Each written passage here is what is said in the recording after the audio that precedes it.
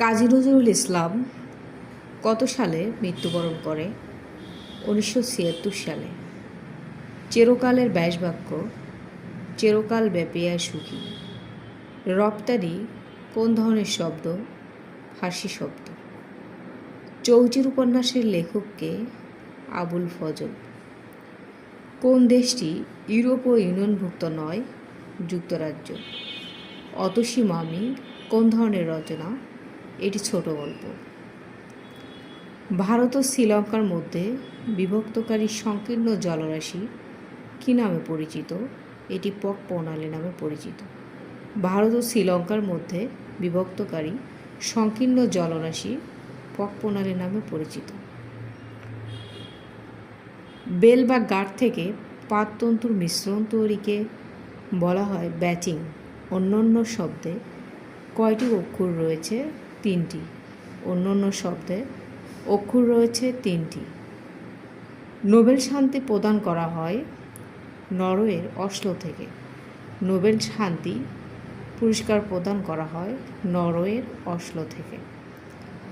বাংলাদেশ কোন সালে 21শে পদক প্রবর্তিত হয়? 1976 সালে। বাংলাদেশে 21শে পদক প্রবর্তিত হয় 1976 সালে। তাপমাত্রা বাড়লে পরিবাহীর রোধ বাড়ে।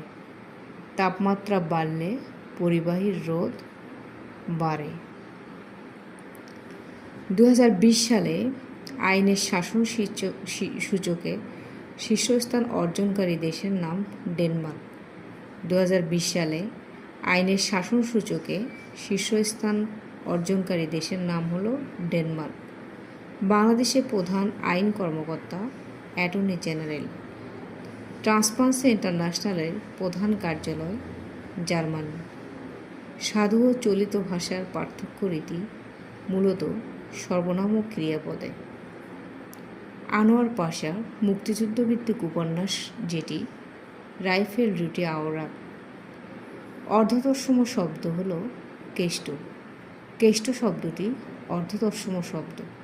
কেষ্ট শব্দটি অর্ধতৎসম শব্দ। কোন শব্দে বাংলা উপসর্গ বিদ্যমান? ভর দুপুর।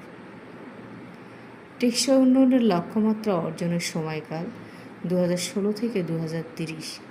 টেকসই উন্নয়নের লক্ষ্যমাত্রা অর্জনের সময়কাল 2016 থেকে 2030। টেকসই উন্নয়নের লক্ষ্যমাত্রা অর্জনের সময়কাল 2016 থেকে 2030।